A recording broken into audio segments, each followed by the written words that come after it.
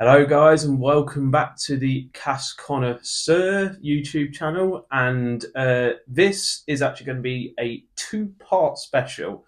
There's a reason for this, Chris, All right. because both beers that we're going to be trying, this one here and the other one, have something in common. Okay.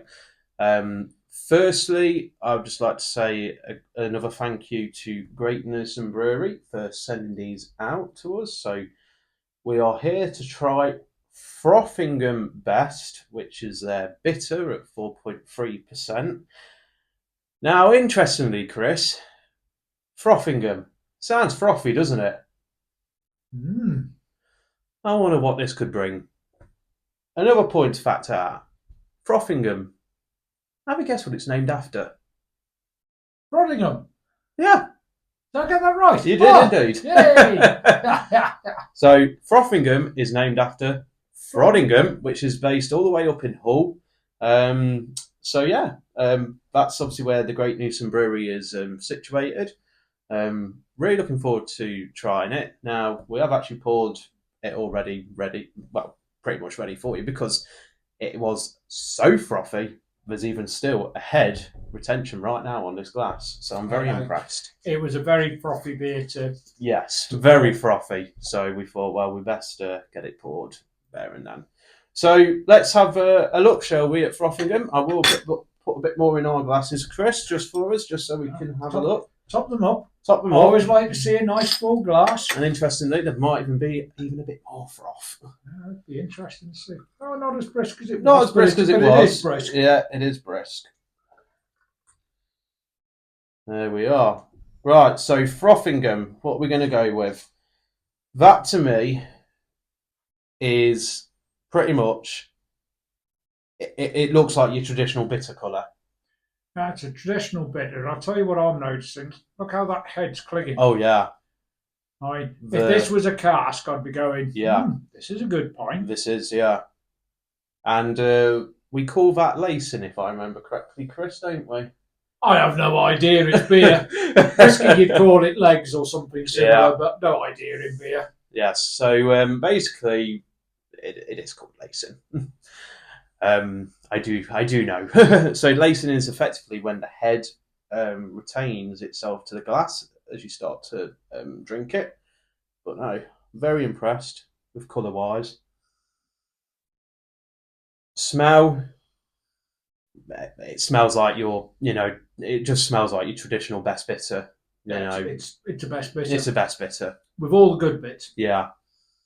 There's malt going on, that biscuity aroma. Yeah. It's definitely the best bitter. If I was like a 70-year, 80, maybe even a 75-year-old person, and I enjoy my bitters, then yeah, this probably would be something. No, it's good. It's good Yorkshire bitter. Yeah. Good Yorkshire best bitter. I'll definitely agree with that.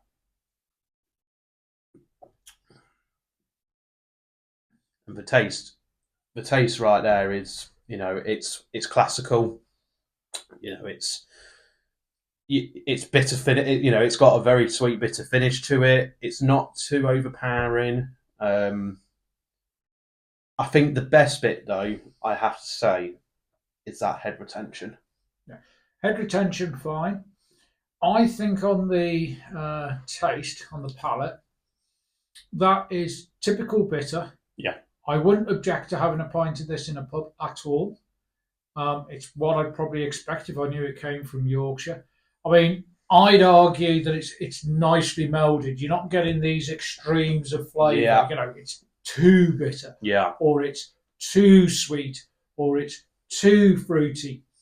It's a nice melded. It's nice and together. Melded. Yeah. And you know what?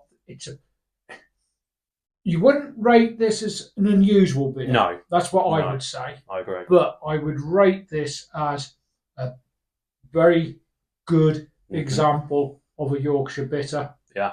And I'd certainly say, well, I'd be happy to have it in the pub. I'd equally be happy to drink it at home, I think. I'm amazed how, to me, I think it's just the head retention which has really set this as such a good beer. Anyway, let's find out a bit about Frothingham. So we definitely both agreed it was frothy. It was certainly frothy. So it's a classic best bitter. So when we talk what best bitter means, it's just, it doesn't actually mean the bitter's the best.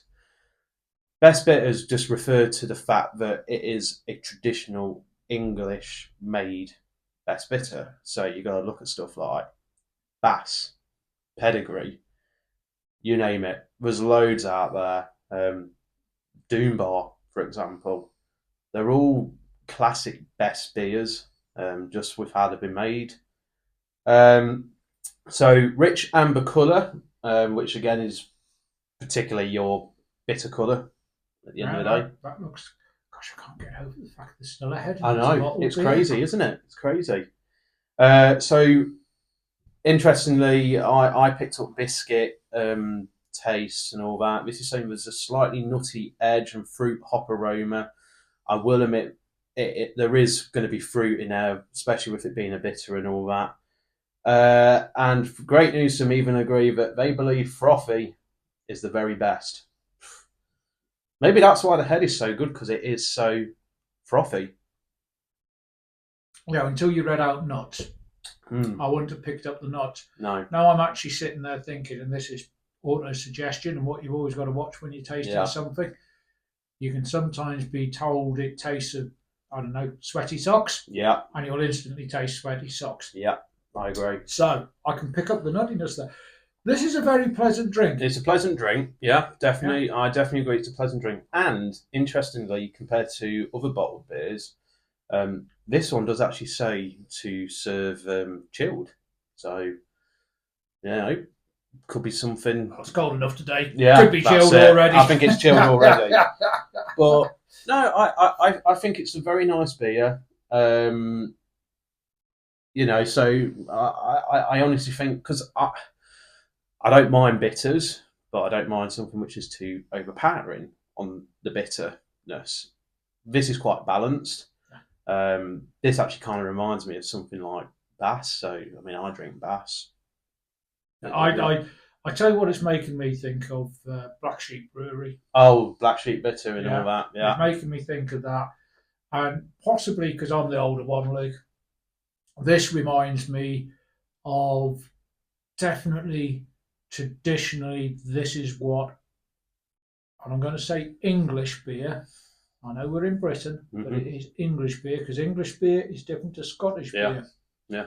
And this is a good classic English beer to be enjoyed wherever and whenever. I've been thinking of that. I'm now going, Sunday lunch, traditional roast beef and Yorkshire pudding, and a bottle of this. Yeah. Well, that could be an interesting try. Fish and chips. Maybe, fish and chips. Fish and chips. You know what? I bet even some people, you could even use this beer, to use in your batter and all that when you're making your fish. So it's great.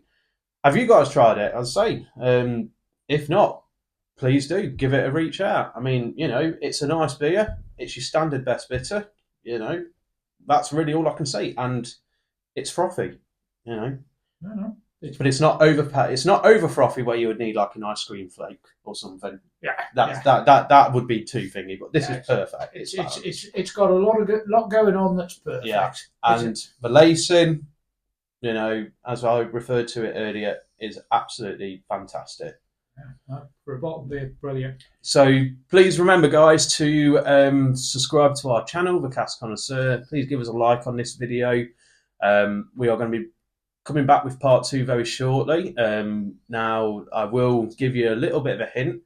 We're actually trying something which has been brewed in conjunction with Great Newsome. However, the style will take you all the way to a place called Belgium. Oh, Belgian beer! Wow! So, that's what's happening in part 2. Stay tuned, guys. We'll see you soon. Good health to you. Good health.